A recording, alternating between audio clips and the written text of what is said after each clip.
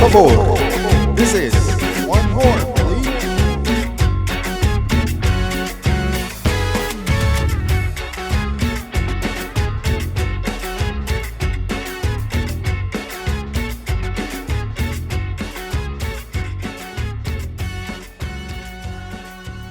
Welcome to Otra, por favor. Otra, por favor. Yes. How are you today, Carlos? Good, man. Good. Thank you for having me here. Really happy to be here.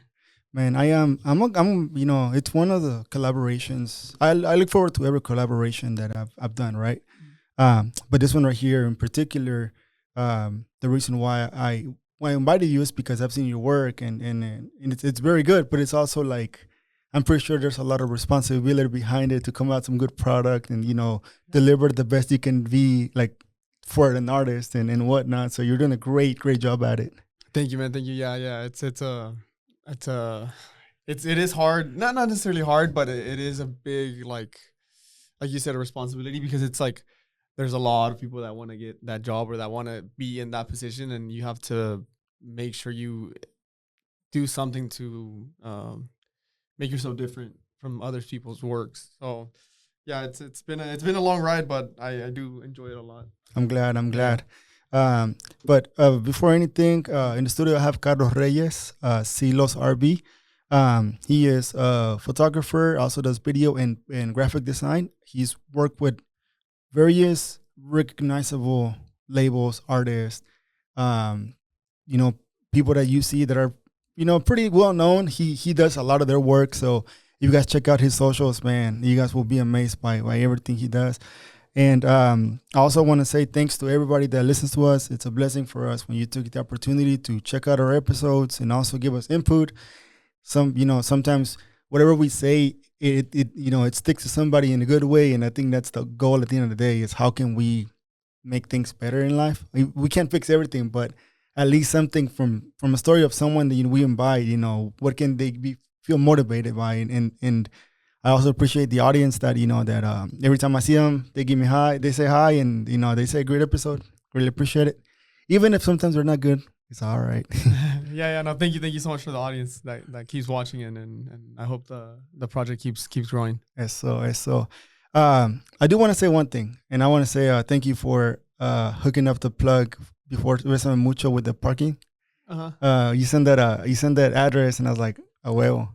Okay, because that literally saved a lot of people time and probably even money too. Yeah, no. Shout out to my best friend Alondra. I've been knowing her for the longest time, and that's the house, or that's the parking that I sent everybody to with when I posted that parking plug thing or whatever. But yeah, unfortunately, a lot of people got mad. Yeah. I don't know if they got mad or whatever, but at some point the cops closed the street. Oh shit! So they couldn't do like shuttling anymore, because I know they were like doing some shuttling, because that's what they usually do for F1. Okay. If you guys ever want F1 or whatever parking, like Alondra she has like 400 cars in her.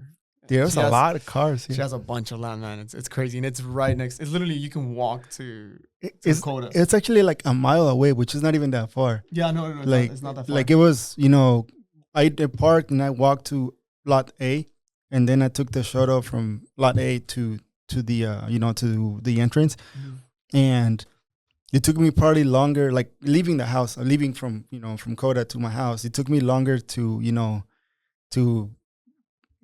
drive from there to here than actually walk. It was like quick, man. It's really close. Yeah, it's really, really close. And the cool thing is, like, I don't know if I should be saying this, but behind her house, she has like lienzo charro. Mm-hmm. So they make like charreadas back there. Oh, it's shit. literally in her backyard. Yeah. Dang. It's crazy, bro. They have a lot of land. I love Alondra. Alondra, if you're watching this, I love you. And Ivana, she just had a little baby. So. You made a lot of people's day, Alondra. Yeah, thank you. Yeah, she did.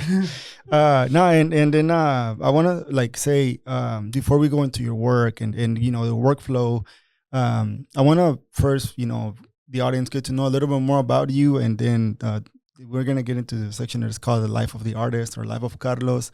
Carlos, where are you originally from, and how did your childhood shape the person you are today? Yeah, so I am 100%, 100% Mexican, with a little like teaspoon of Chinese. Oh, see? Yeah. So the Chinese part is from San Luis Potosí, and the Chinese part is from my great-grandpa, which migrated from China, I think, The city or the state used to be called Canton. Now it's like Wuzhou or something like that. It was like they changed the name of it. But yeah, he came from China, so I have a little bit of Chinese roots as well. It's not. I don't have the last name because my grandma's dad is the one that was Chinese. Okay. So the last names got lost when my grandma married into my grandpa. But yeah, that's the like the roots part. And I'm guessing from the childhood, I think a lot of the person that I am today is because I've noticed that not everything gets handed to you. And I saw that firsthand with my mom, being a single mother. It was always, I wouldn't say that I saw her struggling. I wouldn't say I saw her struggling or I didn't know that we were struggling because my mom never made it seem like anything was wrong when everything was like, could have been wrong. Yeah. We never had like missing food in the fridge or anything like that. And my mom did a pretty good job of like keeping it like low key if things were like hitting the fan.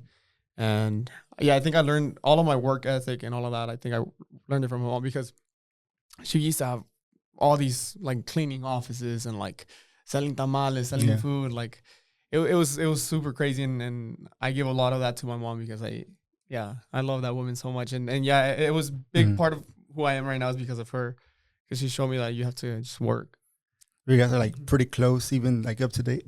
Yeah. So I'm not like, how I say, I'm not super like close with, not necessarily like close with family, but I'm a little more secluded. I'm a little more reserved in that sense. So I think like as you get older, because you're 24 right now, you're about to be 25. I feel like as you get older, you know, you build more of a connection with your family. And it's natural whenever you're first, you're like, man, I feel like, no, but you know, like it's good the fact that like a lot of your stuff that you know, it pretty much forged the person you are is because you saw your mom's work and how she pretty much put out herself for you guys out there for a better future. No, for sure. My mom, man, I don't even know where to start to like thank her for all the stuff that she's done for us because it's 4 of us. It's my older brother, me, my younger brother, and my little sister. And yeah, she came through. You're the middle child? Correct. Yeah. Unfortunately. As a middle child, you're good, man. Yeah. It's so funny. I hear like middle child stories all the time. It's like the older one got like the worst of it. The middle one is kind of like the one forgotten. And the youngest one is the one that gets everything kind of thing. But it never felt like that. Never felt like that with my mom, at least. It was always very like even. Okay. Maybe with my little brother. He got a little more babied, but me and my older brother were kind of like always, I'm guessing like the oldest one. So we were like in charge of a lot of stuff around the house. But yeah. And when you were born in San Luis? Correct. And then when did you guys move to the U.S.? I moved really young, like 3 years old or like 2 or something like that. Okay. Yeah. So I don't have any memories. I have very, very faint memories of like running around my grandma's house and like going to the my grandpa used to own, he passed away, but he owned cattle. Okay. And I distinctly remember going with him to the parcela and like feeding the cows and stuff. So yeah, it has to be like 3 years old or 4 years old when that happened. When like we came to the US, but yeah. And like say when you came, I'm pretty sure you already grew up. A lot of your conscious growing up was already pretty much built and developed here. Oh yeah, for sure. Yeah, I didn't even go to school or like anything in Mexico. Like not like I said, I don't even, not even daycare. Like nah, I came straight to like pre-K here. Lo que te salvaste, chavo. For real. Dude, it like it says escolta, está el que es cada lunes, and then you always have, the fight, and then there's also someone selling tortas every day. Yeah. I think I would have liked maybe like a prepa experience. Prepa? Yeah, in Mexico. Like tipo RBD. Right? Fucking fresa and shit. Yeah, no, my grandpa used to always tell me, hey, come do like a semester over here. Yeah. And it was just like, I don't know. It's just, I have everything like here already that like I'm kind of used to it already that I wouldn't want to go to Mexico. But I don't know. Sometimes I think about it and I was like, I always I always say, man, I think I should have done it, not for me, but for my grandpa. Because we really never had a lot of time together, if that makes any sense. Yeah. And I only got to see him a couple more times and like throughout my life. And then like he passed away probably like 3 years ago. Okay. So yeah, I kind of should have taken that into my life path, but I mean, you can't go in the past. So you're still young. You can, do a semester of prepa, just whatever, something random. Right? You can actually teach prepa now with all your skills and everything. Right. Have a little master class in Mexico. El CLOSRV, 101. Yeah, right. That'd be cool. No, that's I'm glad that you think of stuff like that. Like you're thinking about it in an age where a lot of people don't really like think about it. And that's good because like I think that develops character, and then it shows more care of like say what you're doing as you get older. But one thing that I wanted to ask you is, how did you first pick up a camera, or when did you first get behind the lens, or was it just like a random thing that happened, or something that like when did that grow on you? Yeah, so I would say it was a little random, not necessarily. So I've always wanted to draw or like paint, and I was very creative all the time. I remember if I have the pictures, man, I'll send them to you. Like I have pictures of me like holding like drawings that I would make to my like make my mom or make my grandma, and I really enjoyed that. But I would get really frustrated when I wasn't able to like draw or like paint, right? So I was always in like art class was my favorite like subject, and well, not subject, my favorite extracurricular in school, and I would get frustrated because I just couldn't express what I wanted to express with the drawing or the painting or whatever.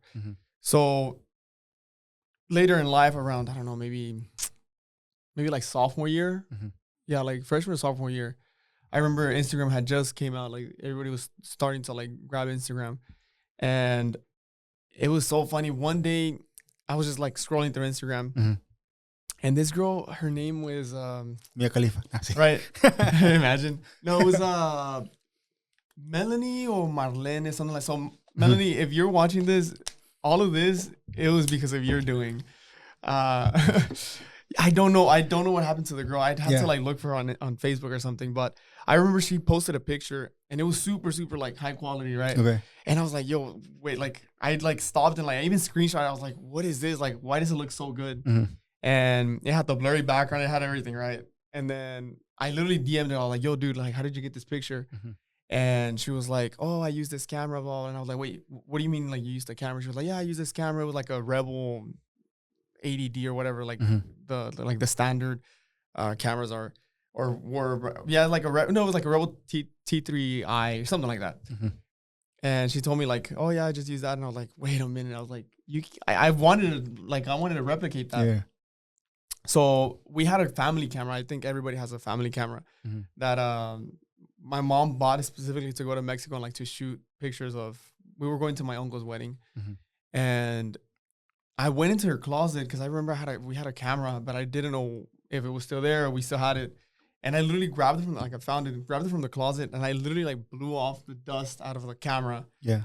And I found the charger, I found the battery, the little lens that it came with, like the little 18 to 55 kit lens.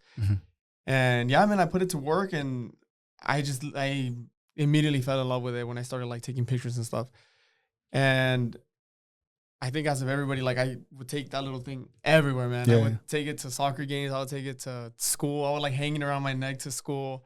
And I eventually I was like, okay, why is this not like the picture that she had? So I started like YouTubing everything. And then slowly I was like, okay, well, I have to switch the lens and I have to do this and that. And then I started seeing more people post stuff on Instagram, like more higher quality stuff. So I was like, okay, how do I get my stuff to that level? So I just started YouTubing everything. Everything was YouTube University, man. I learned everything that I know as YouTube University, and obviously by doing. But yeah, that's kind of like how I started shooting. It was because of that outlet of having like the camera. That was like the outlet for me to express like my creativity, if you will, because I couldn't draw and I couldn't paint. So yeah, that and the contribution of Melanie. I think her name is Melanie. I don't remember. Yeah. But yeah. Yeah, that was the starting point of that. Yeah. And then say when you first picked it up, not knowing anything, like did you mess with the settings of the camera? Like, try to find out, okay, you know what? Like say the white balance and then also like the shadows and all that? Oh yeah, for sure. First of all, I was doing auto, right? Okay. The flash will pop up and the pictures will look super ugly. And that, I would always compare all of those pictures that I was taking to the pictures of that picture that I took of, or the picture that I screenshotted from, we're gonna say her name is Melanie, of her Instagram, and I'm like, why they're not looking like this? So then that's when I started like YouTubing everything, and like they were like, okay, don't shoot in auto mode, shoot in manual mode. Okay. I was like, okay, well then what's manual mode? And it's like ISO, shutter, and aperture. I would literally walk around with a sticky note at school with like the exposure triangle, and I would like ISO, this is what ISO does, and shutter, this is what the shutter does, and the aperture, this is what the aperture does. And I walked around with that little sticky note for maybe like 2 weeks, and then I got the hang of it, and I basically learned manual mode on my own. And white balance, unless you're doing like something crazy, like I just leave it in auto. The cameras now are pretty good at auto white balancing. And if you're shooting raw, you can mess with it in Lightroom. So the white balance wasn't very like a big issue. It's just more like the exposure triangle, which I think is the most important for you. It's so social media, right? A lot of the times it has a negative thing because people are like, oh, people are obsessed with social media, with their accounts, or putting out videos of themselves. But how's like in I've always said, whenever there's always something good in a platform, there's always something bad, of course. Twitter and X, all that, trash is there. But I think Facebook, turned into, like El Chismógrafo, but Instagram it was a place where a lot of creativity occurred, and that translated to the other platforms because pictures. I didn't know how many photographers would be out there that come out, or like it even like say change their life to switching their old job and not being happy to actually becoming a photographer, and that's their living now, and they're loving it. So it's good the fact that you took something that was very good and wanted to assimilate it. Yeah, for sure. Yeah, and man, I'm so grateful for social media and like Instagram, because it's just a way to times 10 your reach to other people. Because you can like shoot or whatever, and like you can go door to door and be like, oh, I shoot whatever. But I think Instagram gives you that like platform where like even if you're not working for X, like let's say you're not shooting any events or anything for like a month. If you have your portfolio, which I call it a portfolio for Instagram, like people see that you've like your work is there, like it's living there, like without you having to work necessarily. So you can still get booked from just people seeing your Instagram or your social. So yeah, definitely like social media is very, very powerful. On both sides of the spectrum, like it can be very, very dangerous, and you can like be doom scrolling and like not doing what you have to do. Yeah. But it also can be like a lot of opportunities, and a lot of my opportunities have come from Instagram themselves, like just DMing and people seeing my work and stuff like that. Yeah, so yeah, thank you, Instagram. Zuckerberg, thank you. Thank you. When was your first gig that you picked up after working with a camera and learning the settings and everything about it? I'd have to say I think it was senior pictures. Okay. I started doing senior pictures for high school, and I started. I think it was like gig that I got paid for. Yeah, it was Instagram, because I mean the other side would be like shooting like soccer games and stuff like that, but it was just more for fun and to like learn. But yeah, it was definitely the senior pictures. I remember it was a funny story. I grabbed the most popular girls that I knew from high school. Yeah. Like 3 or 4. Sarai, you're one of those. I grabbed the popular girls from school, and I was like, hey, I'll give you a free photo shoot, like your free senior pictures, if you just like help me like promote it on your socials. And they're like, yeah, fine, whatever, it's cool. So I took their pictures, and since they were the popular girls, so everybody wanted like pictures like them. So that's when I started getting hit up by a lot of people, even from other schools. And I was like, okay, that's kind of cool, because I made a lot of money. Like I remember I had like a fajo de billetes. It was like probably like $5,000. Dang. Of just like senior pictures. And I told my mom, like, hey mom, can you take me to like deposit some money?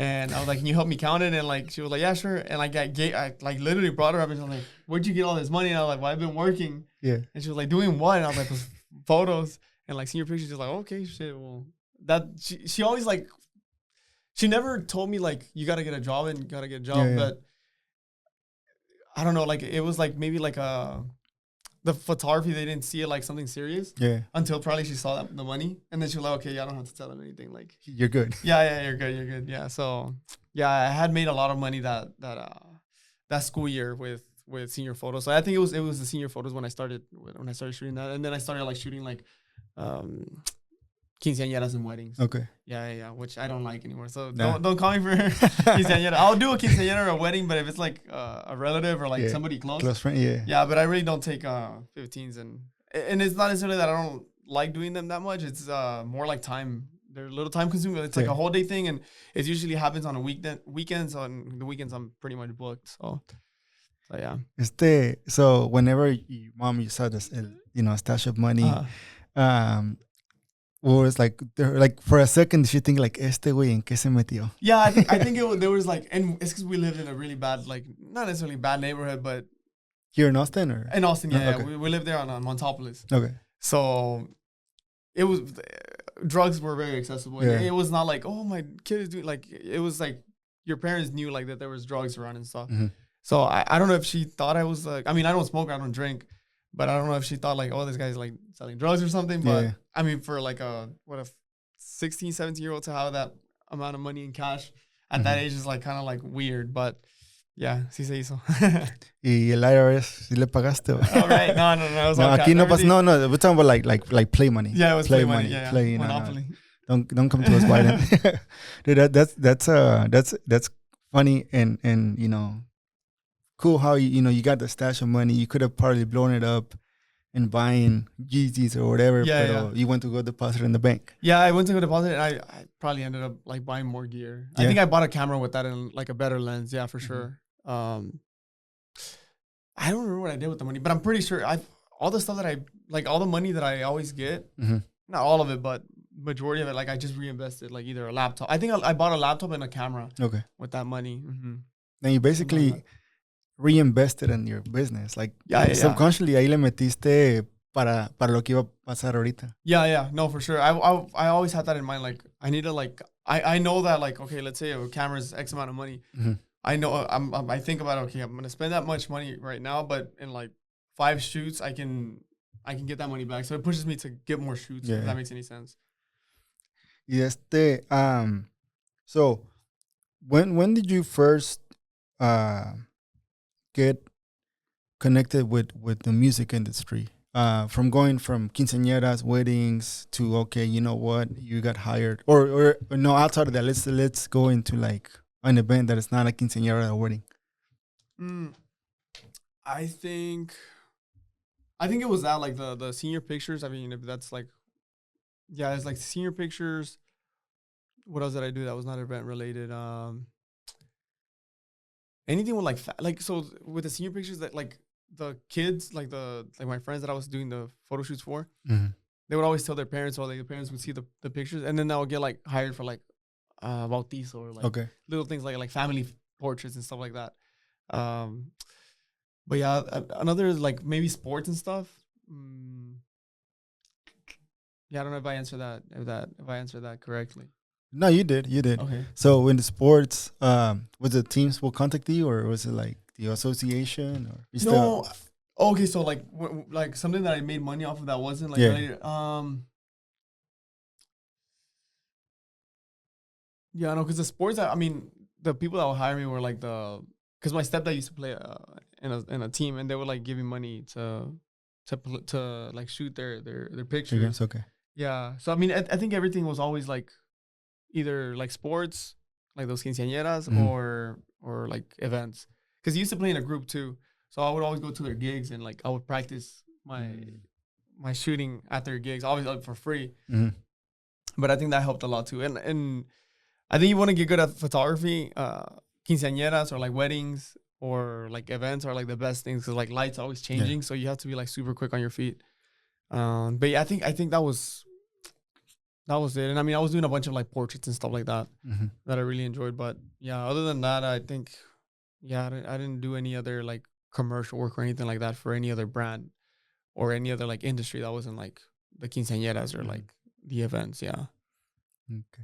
And then from that time to, you got, okay, now you're going to be shooting a concert. How did that transition? Like, how was the transition, or, when was the transition? Yeah. So it was pretty, I wouldn't say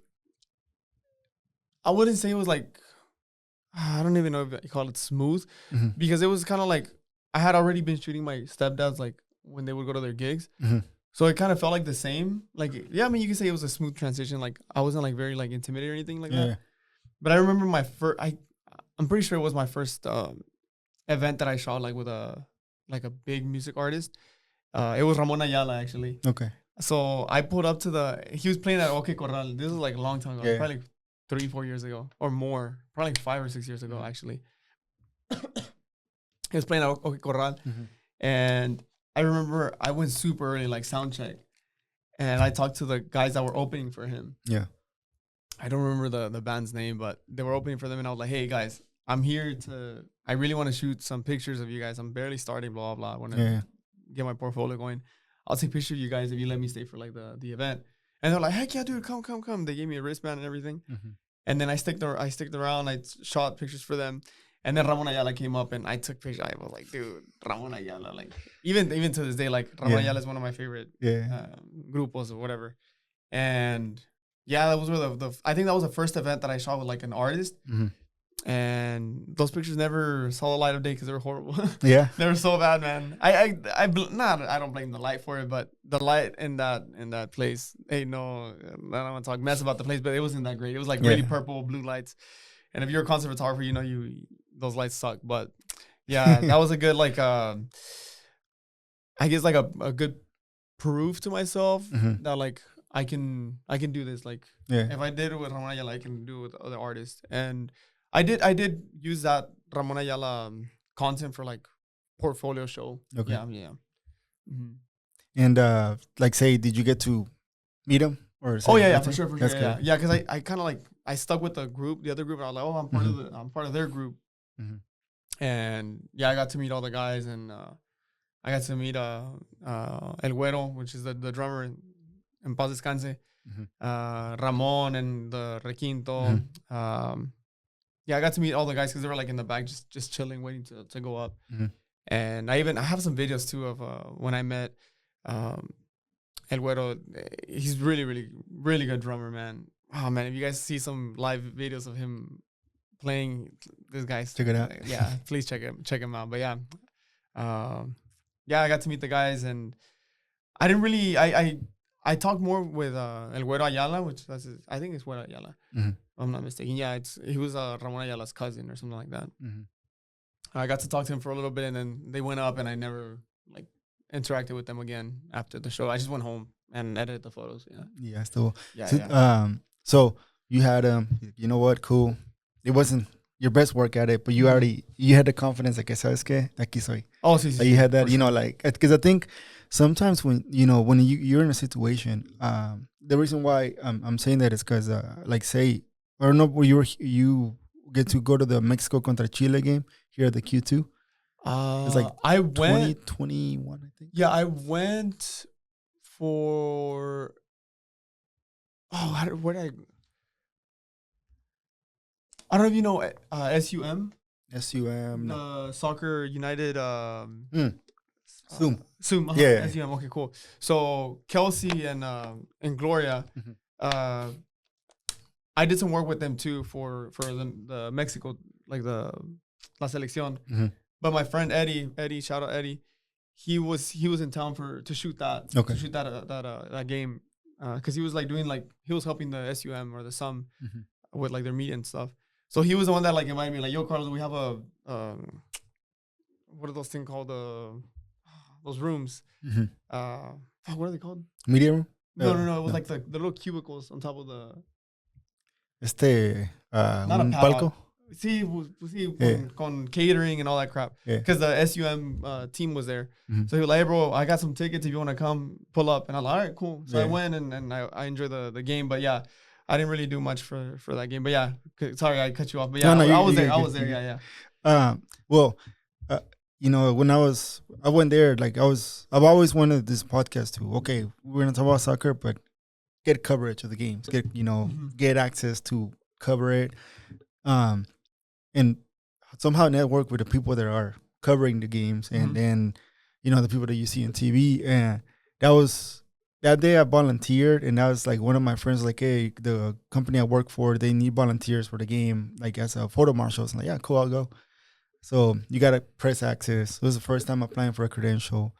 And I go up to the press box, and I got to meet a lot of the press people from Mexico. And they asked me, like, so what do you do here? And I'm like, well, I'm just going to help in the downstairs, like in the field level, making sure the photographers, are good, and if they need anything, they let me know.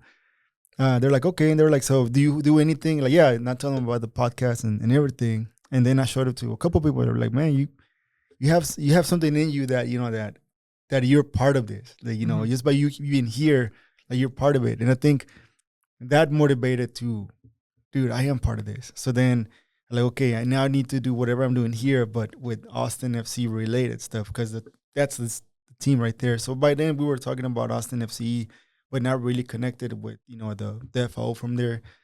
So I got connected with some of their people because of La Murga, the band. I, helped in their social. So I got involved, and they did a documentary, and that's when they gave me a credential. So through that, I was able to get access for, to shoot the games for Otra in the stadium now. But it's like how you were saying, you're in a place that, like, say, what if you weren't in that Ramon Ayala concert, that day, what would have, I'm pretty sure you would have figured something out later down the road, but you were like in a place where you were meant to be there for that reason, Yeah, for sure. I visualize a lot of things. I remember, like, I have my friend Jose Luis and my friend Brian. I was telling them, like, bro, I'm gonna work with Ramon Ayala. I mean, not directly, but I was like, I'm gonna shoot some stuff for them that night. And they were like, how are you gonna do that? And I was like, bro, like, I'm gonna do it. I remember I have a whiteboard, and I just, like, I was writing down, like, ways I could do it, and, like, who I can talk to, who I can DM, blah, blah, blah. And it was like a full thing of, like, things that I can do, and, like, the steps that I was gonna take to get there. And most of them didn't work. The going really early was the one that worked, and yeah. But yeah, like you said, I think once you realize, like, okay, I belong here, because sometimes, look, no te la crees until, like, it happens. Yeah. But I think you have to, as an individual, I think you have to, like, visualize it, and, like, at least to me, when I visualize that I'm in that spot, like, I'm gonna shoot X artist. Once it gets to that spot, like, it doesn't feel like, oh, like, I belong here, like, or, like, it doesn't feel surreal. It's like, oh, I was already here. It was just it just had to, the day had to come. Yeah, because, like, it's gonna sound crazy, but I know what I'm gonna, like, if I want to shoot X artist or X show or whatever, I know what I'm gonna wear for that. Yeah. Like, I know I have my outfit in mind. Like I'm already going. So yeah, I have my outfit in mind. I have what pants, what shoes, what boxers I'm gonna wear. Like, I know what cameras I'm gonna take. I know how my hair's gonna look. I know what cologne I'm gonna wear. Like, just everything. I think the more you visualize it, the more your brain kind of gets used to it, and, like, I don't know. It's a very weird feeling when, like, you're there, and it's like, oh, I was already here. It's just it just didn't happen yet. Yeah. So I don't know if you call it manifesting. I don't know, but it's like, por ahí. Yeah, por ahí. Yeah. I mean, I don't know. It's always worked, and I even used to do it when I was younger. Like when school was in session, I would always visualize myself, like, leaving for the last day of school, and when it would happen, like, I would remember, like, oh, I always saw myself leaving for the last day of school, because obviously we wanted summer. Yeah. So when I was, like, sitting in the bus going to the last day of school, it was like, it already happened. Like, in my head, it already happened. So it wasn't like, and things would come faster too. Like, the end of the year would come by faster if I just thought about, like, me going on the bus to the way home. Afuera. It was weird. Yeah, it's super weird. Do you feel like, say, there's a lot of distractions, right? Do you feel like, even though with all the distractions that are going on in life, but you already had in mind and visualized, no matter what, like, that was your goal, like, that number 4 right there, that's your thing? Yeah, no, for sure. Yeah. I think if you have a goal in life, yes, there's gonna be like little bumps and stuff here and there. But I think if you have a very set goal, those little distractions are supposed to happen. Yeah. I think because I think it's maybe like the universe telling you like, do you really want it enough? Because I think distractions is just that, like, you have a goal and like the distractions keep you from like seeing if you want it enough or not. And if you really don't want it, like any little distraction is gonna take you off course. So I think that's just a little checkpoint to see like the universe checking you, like, do you really want it? Do you really want it? Okay. And you overcome that distraction or that fear or whatever, and then you get to the end goal. So yeah, I think it's like you walk and talk at the same time. Yeah. Basically, yeah. Like, are you about the business? And if you are, pues aquí está. Like, you get to reap the benefits. And so now you're working with, bigger, like, like we said earlier, recognizable people, like, companies también at a young age. How are you able to, get around that, but also what it's been challenging for you?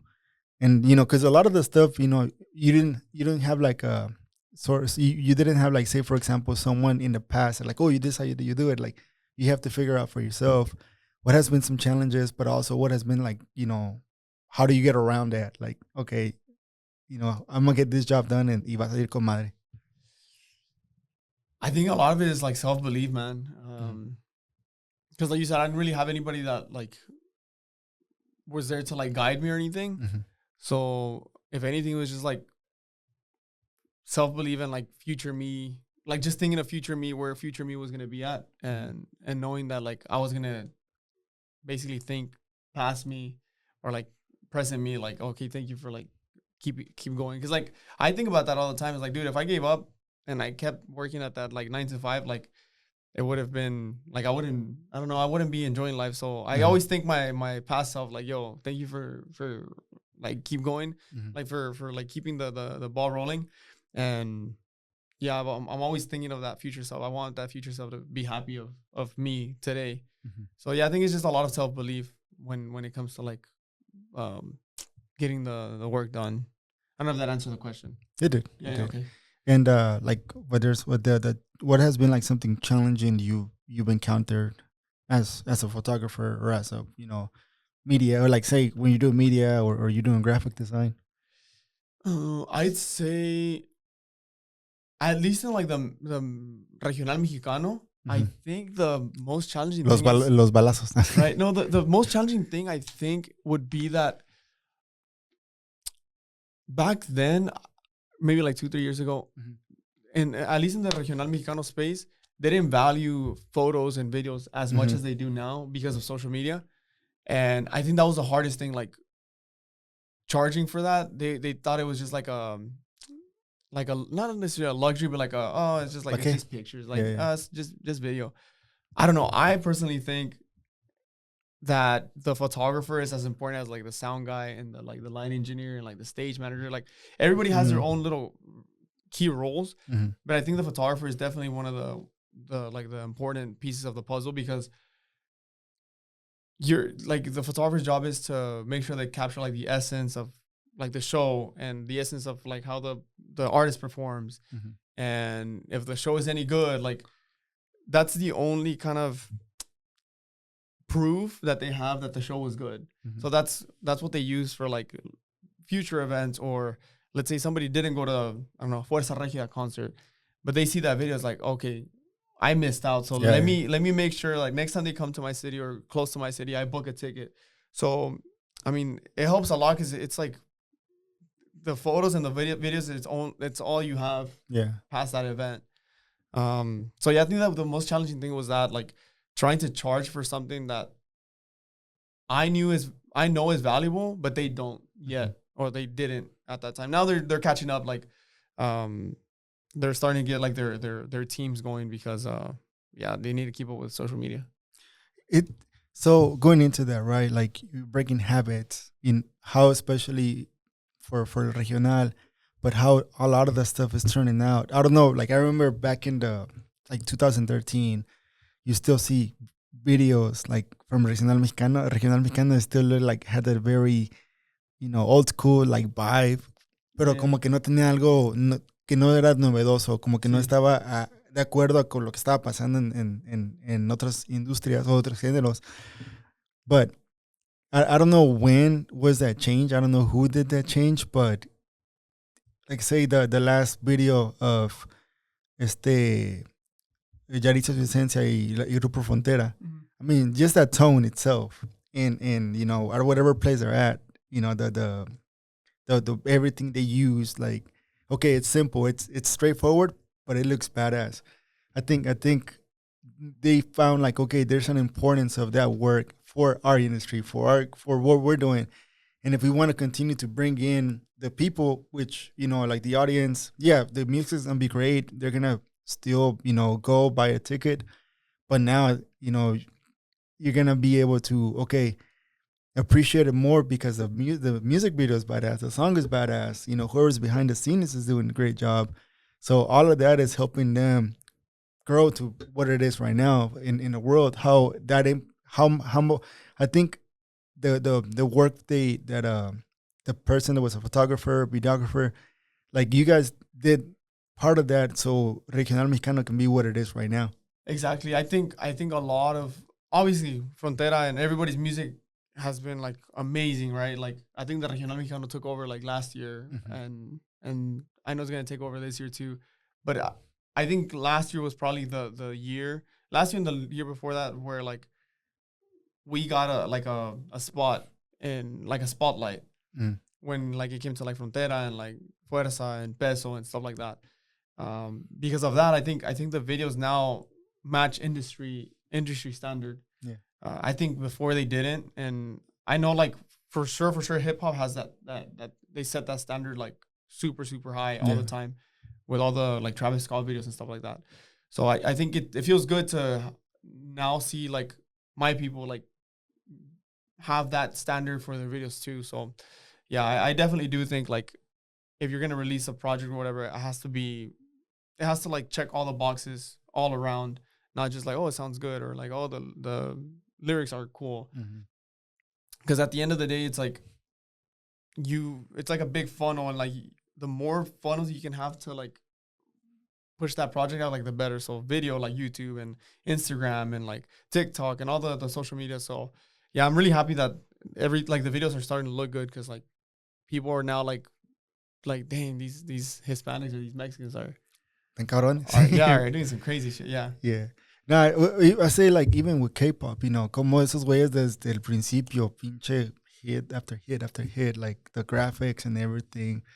And I was looking at like say the Crazy Rich Asians, how modern that movie was, and how I feel like that movie transformed a lot of what it is now in regards to Asian culture. How you go to a bubble tea place and it feels like, okay, como que agarró la onda, agarró el pedo. And I think I'm glad that's happening here, because that's only gonna lift up the culture that we love, Yeah. Because exactly. I feel like it was a genre that was undervalued, and that needed that, and I'm pretty sure you guys are like killing it out there. Yeah, for sure.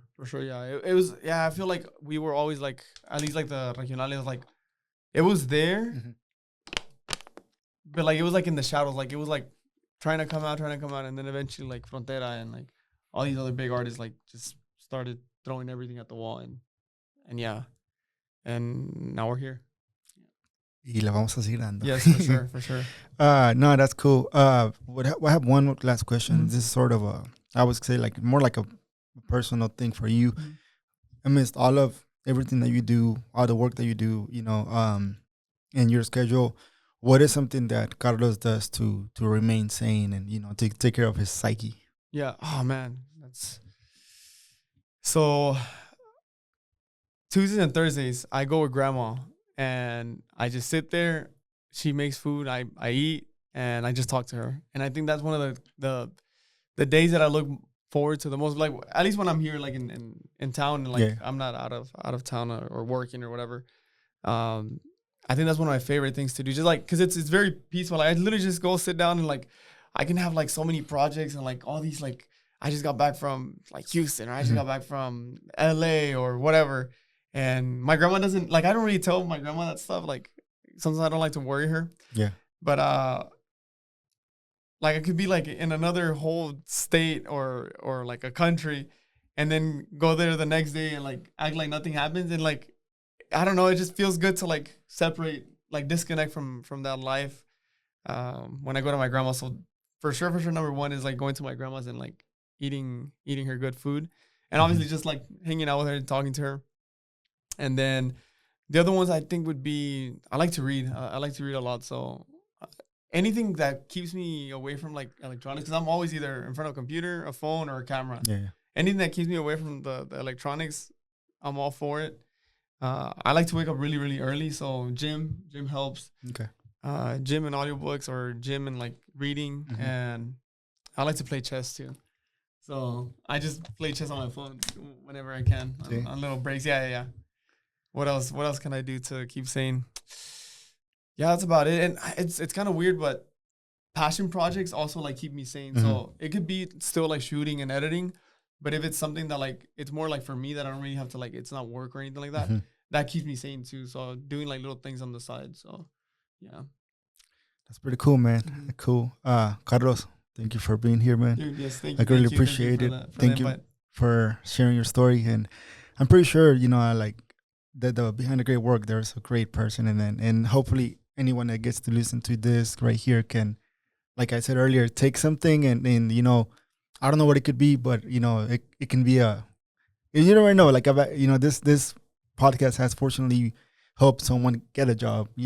They listen to it for an interview or stuff like that. So hopefully, whatever they get out of here, like if you're going through a place where you want to do something, aquí you have a great example.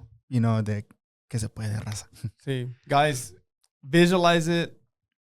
Man, I don't even know where to start, but if you really want it and you work hard and you put all your effort to it, eventually it's gonna come. I don't know anybody that has worked really, really hard and nothing has happened when it comes to like gym or career or anything. So if you're waking up at a certain time, if you're putting that alarm, hey, I need to wake up and work out, I need to eat right. And if you do that consistently, man, that 1% better every day compounds immensely. So you'd be surprised what you can accomplish with being consistent and just believing in yourself, man. And yeah, just believe in yourself and you got this. If you guys need anything, let me know. DM me, CLOSRV on Instagram.